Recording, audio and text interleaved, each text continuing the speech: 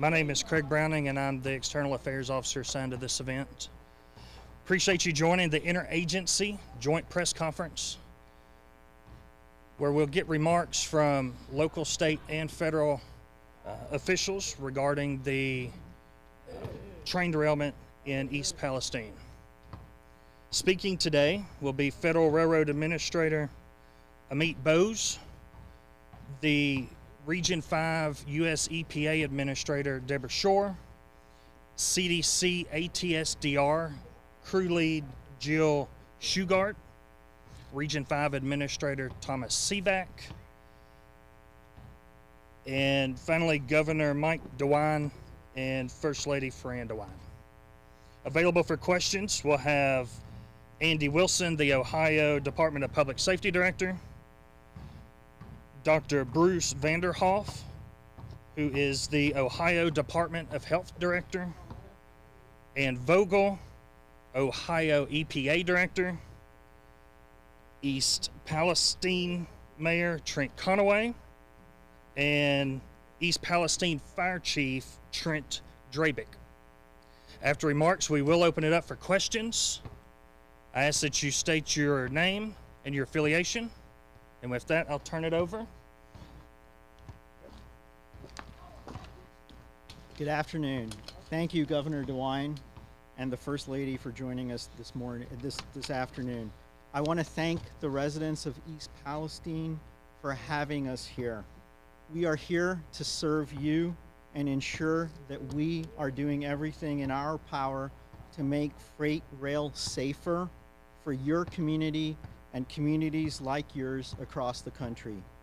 I am grateful to the FEMA for organizing these daily briefings, as well as Peggy Clark and Brian Rutledge with the Columbiana County Emergency Management Agency for working with FRA to bring this vehicle behind me here today.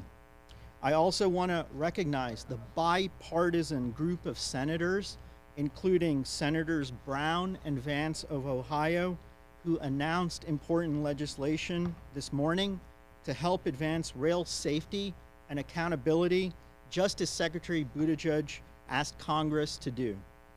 A lot of the specific parts of their bill stemmed from the three-part drive that the Secretary announced a little over a week ago to increase freight rail accountability and improve safety following the February 3rd Norfolk Southern derailment. I want to thank the FRA staff who were on the ground that first night and the team who were here supporting the National Transportation Safety Board investigation in the initial days.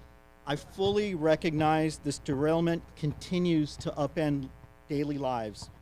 The needs of East Palestine and the rail safety needs of all communities is at the top of my mind. The U.S. Department of Transportation will continue to use our tools to hold Norfolk Southern accountable for the derailment and to improve freight rail safety across the country. Last Wednesday, alongside colleagues from the DOT's Pipelines and Hazardous Safety Materials Administration and others, I joined a planned inspection of the tank cars involved in the derailment. Secretary Buttigieg went to the derailment site and got an update on the investigation from the National Transportation Safety Board last Thursday. Department of Transportation continues to actively support the NTSB-led investigation of the derailment, and our work here in support of East Palestine continues as well. Today, with the help of specialized vehicles like the one behind me, FRA personnel are kicking off a nationwide focused inspections on routes that carry high hazard flammable trains and other trains carrying large volumes of hazardous materials. It's going to start right here in East Palestine. These inspections will use a combination of human inspection and technology combined. We need to keep our nation's railroads safe. Our focused inspections will be multifaceted. We will evaluate the conditions of track quality using our automated track inspection program, signal and train control infrastructure and systems, operating practices, dispatch and crew, mechanical equipment, including tank cars used to transport hazardous materials, and hazardous materials packaging and other aspects of compliance included in the pipeline's Hazardous Materials Safety Administration guidelines. Taken together, these are critical components of maintaining a safe and reliable rail network for the people working on railroads and the many people that live near them. Today's initiative is complementary to FRA's existing regulatory inspection, oversight, and enforcement programs. And this focused effort will start, again, here in East Palestine and then expand to communities across the country. Working with the Pipeline's Hazardous Materials Safety Administration, FRA is identifying and prioritizing the routes that carry hazardous materials using a combination of visual inspections and automated track inspection technology to assess rail infrastructure that detects potential safety concerns and prevents potential derailments. The initiatives make good on one of the key Department of Transportation actions in Secretary Buttigieg's three-part drive I mentioned earlier. In addition to the focused inspections prioritizing hazardous materials routes, FRA also issued a safety advisory just yesterday about hot-bearing wayside detectors. On Monday, Secretary Buttigieg called on the Class 1 railroads, including Norfolk Southern, to join FRA's close call reporting program. And more actions are coming on the way to advance DOT's #1 priority, safety. FRA will continue to use all tools and resources available to support the Secretary's three-part drive. We will continue to take steps to ensure the highest level of safety and so that no community experiences what the people of East Palestine are going through right now and have endured in the last several weeks. Again, we are grateful to the bipartisan group of senators for introducing new legislation today. We look forward to working with Congress to do more on this important issue. Before I turn it over to the EPA Regional Administrator and FEMA, I want to say thank you to our federal, local, and state partners on the ground and to all of you for doing your part to get out accurate and timely information. We look forward to the continued collaboration. We stand ready to be of further assistance to the community. Thank you.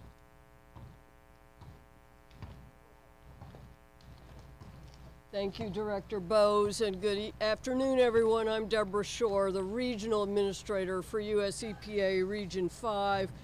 I'll start with a brief operational update. EPA has conducted 585 home re-entry screenings to date and continues air monitoring at 16 stations within the community. There have been no exceedances for residential air quality standards, and outdoor air quality remains normal. EPA is continuing to offer the air screening service to any resident within the evacuation zone who wants a screening. I encourage anyone who hasn't taken advantage of this service to get in touch with us. Tomorrow evening, Thursday, is our next public meeting and resource fair at the high school. From 6 until 9 p.m., we'll be holding a resource fair in the gymnasium to give folks a chance to talk one-on-one with staff from EPA, from HHS, from the Ohio EPA, and other agencies. At EPA's request and per EPA's order, Norfolk Southern will attend tomorrow's town hall. From 6:30 to 7:30, we'll provide a response update and a Q&A session in the auditorium. And out in the parking lot, we'll have the TAGA bus, so people will get a chance to take a closer look. I talked about this bus yesterday. It's the Trace Atmospheric Gas Analyzer Mobile Laboratory, which can conduct real-time air monitoring and sampling analyses during the removal of contaminated waste. Within hours after the derailment, EPA began conducting stationary and roaming air monitoring and sampling in the community. And now, as we transition to the longer-term remediation phase, EPA will also be using the TAGA bus, which will conduct real-time air monitoring and sampling analyses during waste removal. This means we don't have to send samples away for analysis. We can analyze them right here as we collect them. Yesterday, we opened our Community Welcome Center at 25 North Market Street. We had a great turnout, and I know we've had many visitors today. This is a place where members of the community can meet with staff from EPA and other agencies to get their questions answered and to learn more about services available to support the community. We'll be open from 8 in the morning till 8 in the evening every day. Later this week, we'll be opening a new incident command post outside of East Palestine near Columbiana. This will give us enough space to park all the mobile command posts and labs and trailers that we need to oversee this cleanup without taking up your parking spaces and inconveniencing the residents of East Palestine. These past couple of weeks, we've all been working out of Centenary United Methodist Church, and they've been extremely flexible and welcoming, but I know they'd like to have their building back. I want to assure you that even though we're moving our command posts, we're not leaving East Palestine, nor the wider community. We won't leave until the work is done. The Welcome Center will still be here, and we'll still be here. We're committed to this community. Thank you.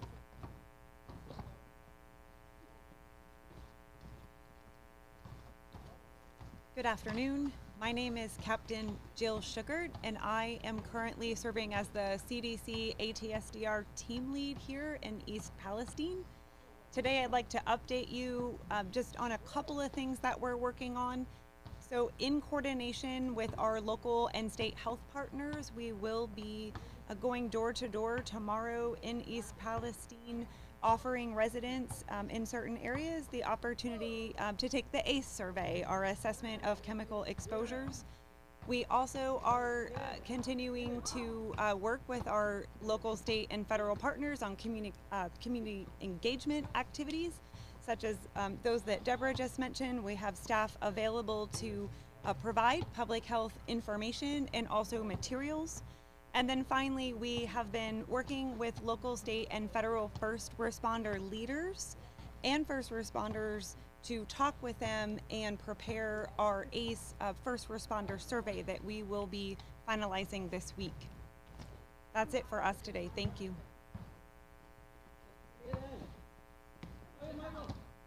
Thank you, Captain Shugart. My name is Tom Sivak, and I'm the Regional Administrator for FEMA Region 5. I'm going to provide a couple updates for today. Earlier this afternoon, our teams were in the field, handing out flyers out into the community. We were meeting the community where they were at. As of this afternoon at 2 o'clock, our teams were able to flyer places within East Palestine to 400 residents. And then also that brings our total in the last couple of days, in a few days, to 1,200 flyers throughout the entire community. These flyers have a lot of information for the community. Air, water testing, soil sampling, and just general questions. If anyone has any questions, please call 866-361-0526. Again, that number is 861-365-0526. We are committed to the safety of the people of East Palestine and surrounding communities, and we will continue to focus on this effort for as long as we are needed. It's now my honor to bring up Governor DeWine for the final comments.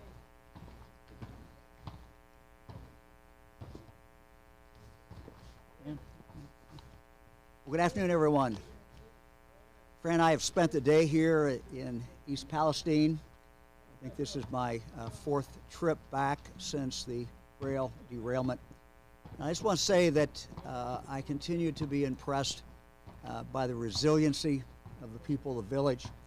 by their attitude, and how many people are pitching in to really make a difference every single day, not just in the community, but outside of the community. We had the chance to watch really almost all the operations that are going on today. And again, I was impressed by the magnitude of it, and also impressed by the hard work that so many people are doing to make sure that this is a community that is in fact safe and does in fact remain safe. Our Ohio team got here just a few hours after the derailment. We continue to be here. I think the most important message I can convey to the people of East Palestine is we're going to stay here. We're here, we're with you, and we're going to continue to work to get the job done. This is a great team effort, as you can see by all the other speakers, and we're going to continue to play our part in this. Let me just maybe restate some of the goals that I have outlined as far as the state of Ohio and what we intend to do and what we intend to continue to do. Number one, we continue to hold Norfolk Southern accountable. Their railroad, their train, their responsibility. Number two, we intend to continue to focus on the safety of the people of East Palestine every single day, and we will continue that every single day. We will continue, number three, to test the air. Number four, we'll continue to test the water. Number five, where appropriate, we will test the ground. We will test anything else that needs to be tested. Number six, we will continue to report those results as we get them. We will continue to tell you what we know, and we will tell you what we do not know. Seven, and finally, we intend to continue to take a holistic approach to this community and the tragedy that they have suffered and the trauma that they have suffered. By holistic, this is what I mean.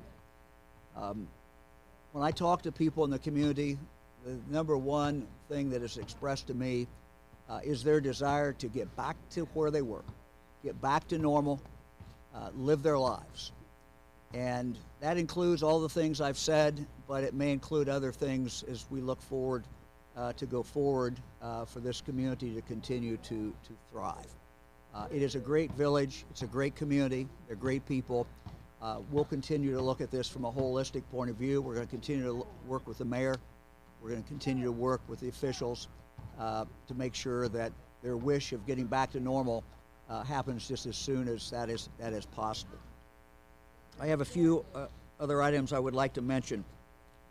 From the first time I talked to Fire Chief Debra, and including today when the mayor and I and he had lunch, one of the things that he has continued to express to me is the desire for more training, specifically in regard to tragedies that might occur, in regard to train derailments. This is something that I have talked to fire chiefs throughout the state, and they all have expressed to me a desire to see very specific training increase rather dramatically. They've all expressed a desire to have the railroads that have unique knowledge about this to actively participate in that training. As a result of that, I talked yesterday to Alan Shaw. We went back and forth with a number of communications, of course the CEO of Norfolk Southern, about that desire. I've also talked yesterday to CSX CEO Joseph Heinrich about that as well. He pointed out to me that this is their number one state in the union in regard to number of miles of rail. Both of them expressed a desire to work with us to dramatically increase that training. To state the obvious, most of the rail miles in this state are in rural areas.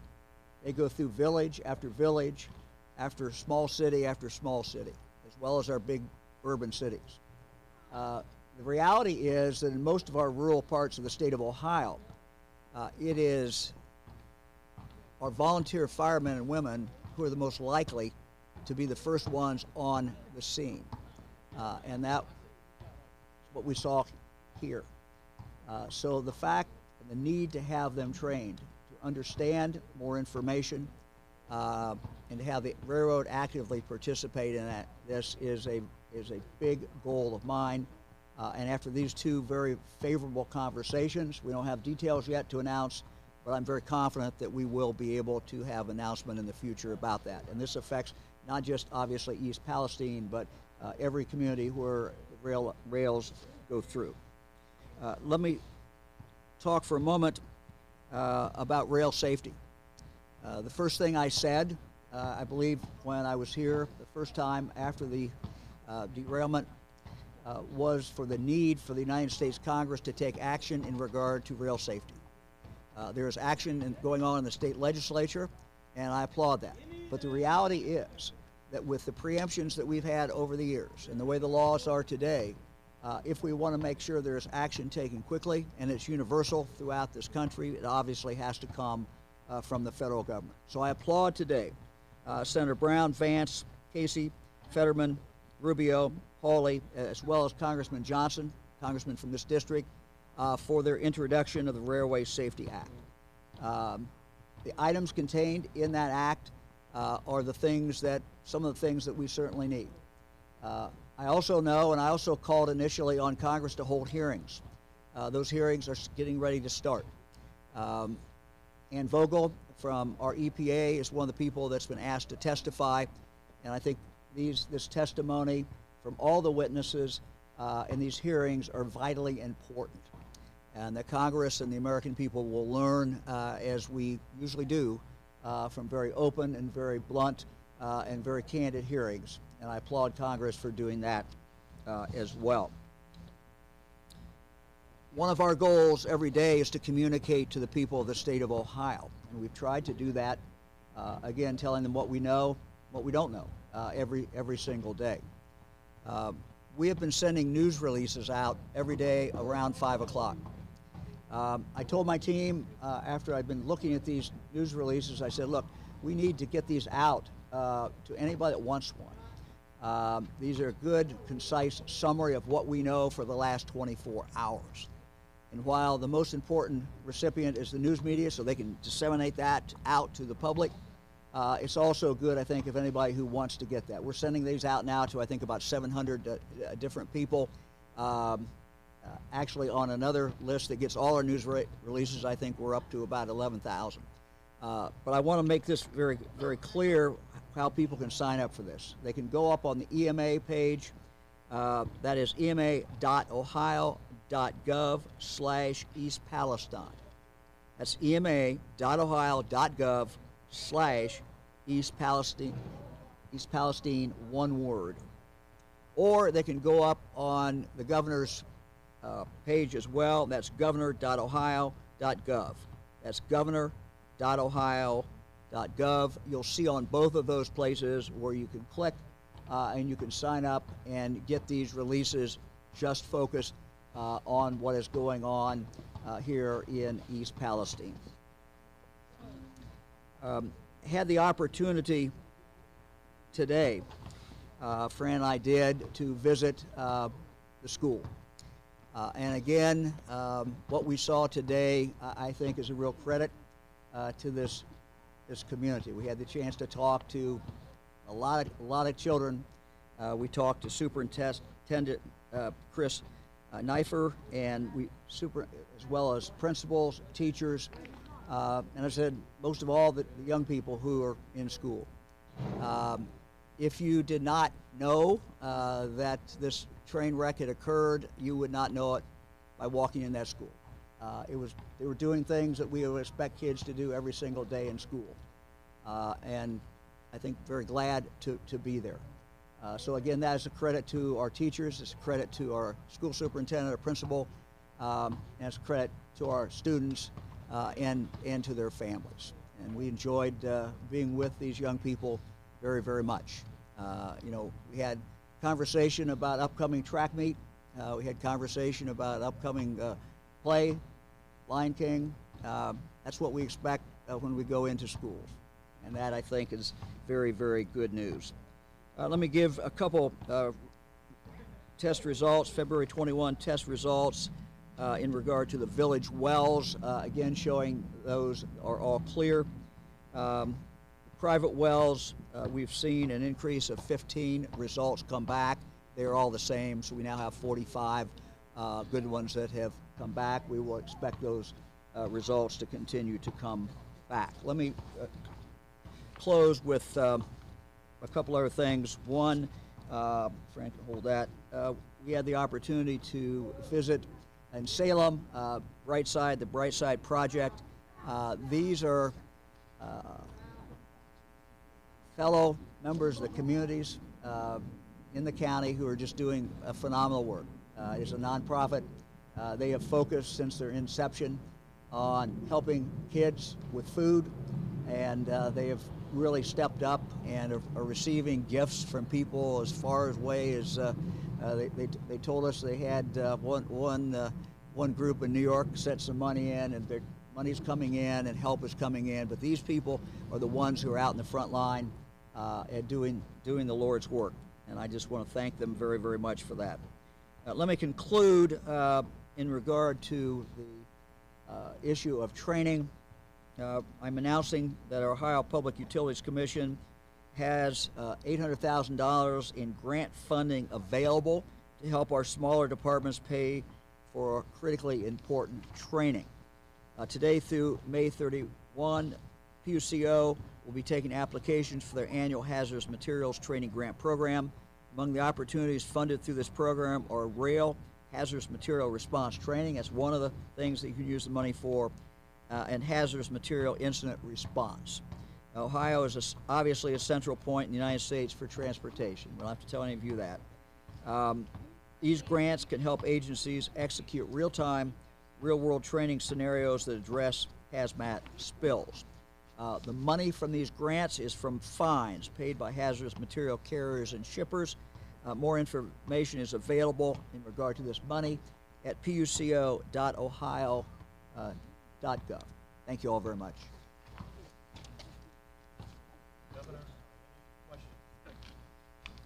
So we're going to open it up to questions. I ask that you speak loudly, please. My name is Stan Boney from WKBN. A question for Mr. Bose real quick. The inspections that you're going to undertake, the data that you collect from those, do you see them possibly being used to change laws down the road? Absolutely. We use it for that purpose. We also use it for compliance and enforcement purposes as well. So it's a combination of those, but absolutely we'll use the data and information that we gather from that for our regulatory purposes and enforcement and compliance. Thank you.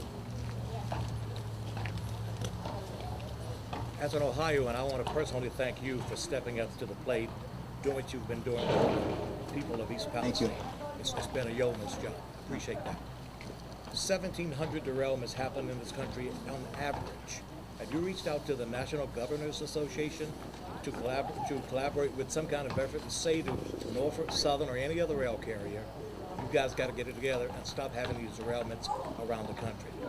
And if you have not done that, will you do that? Yes. You know, obviously, Governor Shapiro and I have talked about this, and we both are feeling this up close. But I can just tell you other governors are looking at this. They understand. What we as governors do, if we see something happen in another state, we then think, okay, how are we going to deal with this? How are we going to maybe stop it from happening? But if it does happen, how are we going to respond? And I think as a governor, and I can't speak for every governor, but I think it's true for every governor, what we try to do is learn from every experience, whether it's our own experience or whether it's an experience in another state. Again, if we're talking about changing the law, Congress has got to do it. And I'm sure that other governors are talking to their members of Congress as well. So, and I appreciate Congress's response. Governor, my question is for you as well. Governor, why isn't the U.S. EPA, federal and other state agencies, which is responsible for protecting the people, not issuing warnings to keep people away from the contaminated creeks? If there's even the slightest possibility that it could be dangerous, why has that not been done? To stay away from what, I'm sorry? Stay away from the contaminated creeks.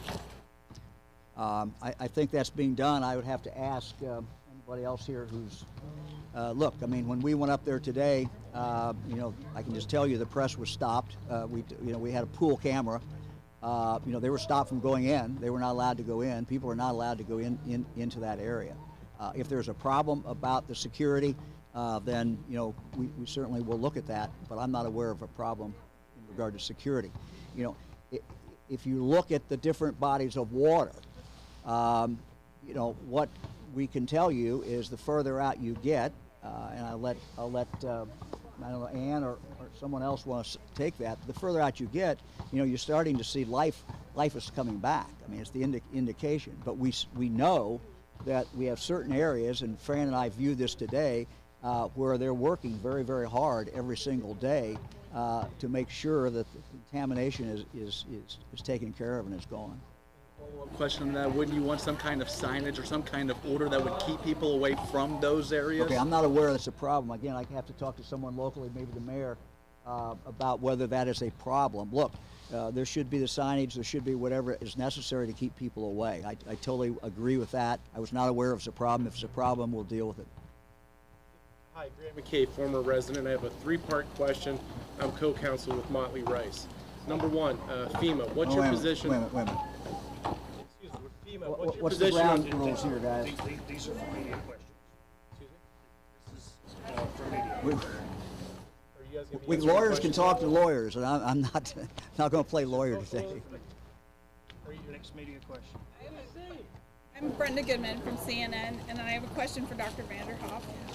I've been walking around the community today talking to people about their health concerns, and I've heard from a lot of people that they're wondering why the assessment clinic is just a kind of a meet and talk about what you think your health concerns are and fill out forms to be documented.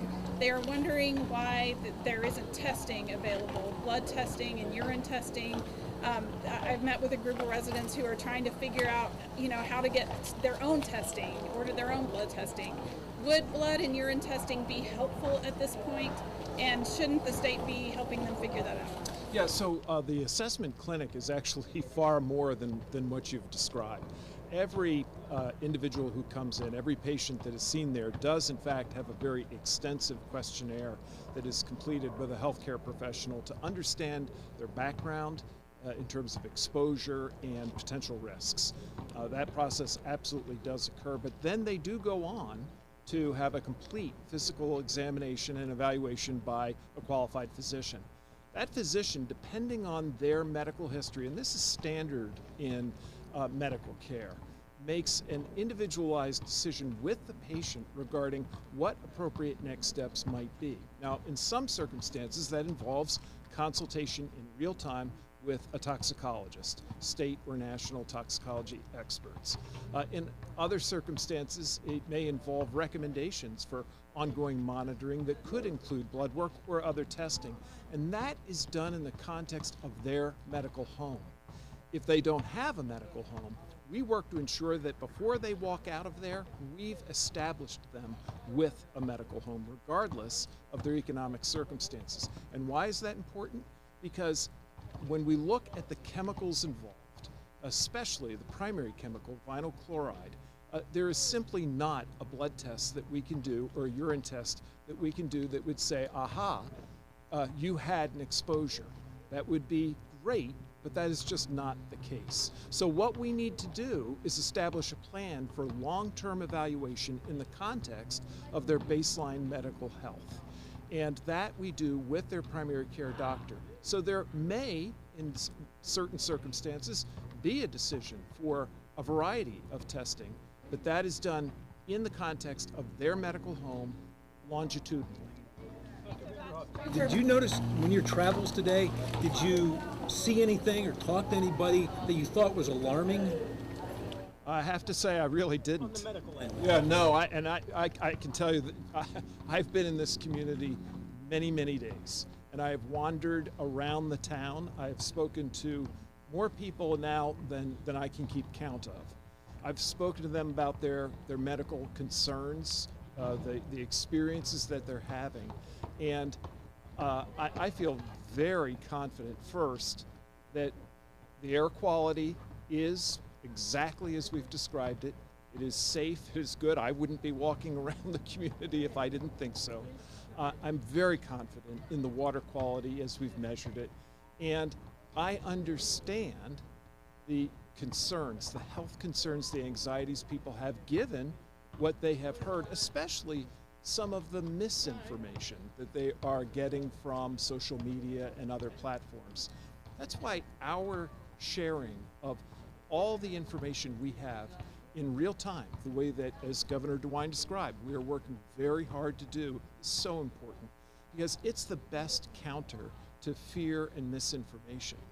And it's also why I'm very proud of the work that we're doing around our medical assessment clinic in partnership with the primary care physicians in this community, and also our work to help link people who don't have a medical home to a medical home. To piggyback off of that, Marky Martin here with News Nation. We spoke with several families just in the past couple days who feel side effects and symptoms. And we know that EPA Administrator Regan reiterated what you just said yesterday, drinking water, breathing seems to be safe. But a lot of families want to know why, if that's the case, they still feel burning eyes, itching skin, chemical dermatitis, etc. What do you tell those folks? That's why we want you to be seen in a medical setting, because the symptoms that they're describing have a whole variety of potential sources. We need to understand what their exposure may have been and what the appropriate approach or treatment for them is. And what we've done is really take a comprehensive approach. We understand that what people are experiencing is real, and we want to take their very real symptoms very seriously, but we want to make sure we're arriving at the correct answers and working with their doctors to arrive at the best, most appropriate treatment plan. We'll take one more question. I have another question for EPA or Columbiana County, I'm not sure who's, for whoever is testing the wells. I spoke to a gentleman today who said that he got his well tested early on himself, and the lab told him that there is no EPA certified test for butyl acrylate. Is there an EPA certified test that labs can run to detect butyl acrylate in well water?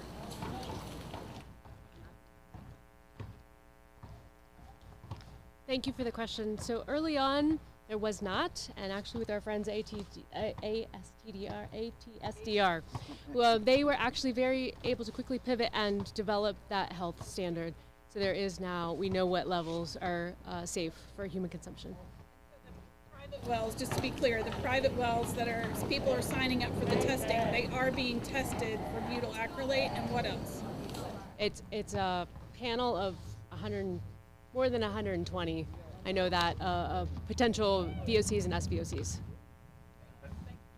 Thank you, everyone. This press conference will continue. I want to know what your opinion is on the new results from Carnegie Mellon. Ma'am, this press conference is finished. We will hold these every day at 4 o'clock. Thank you.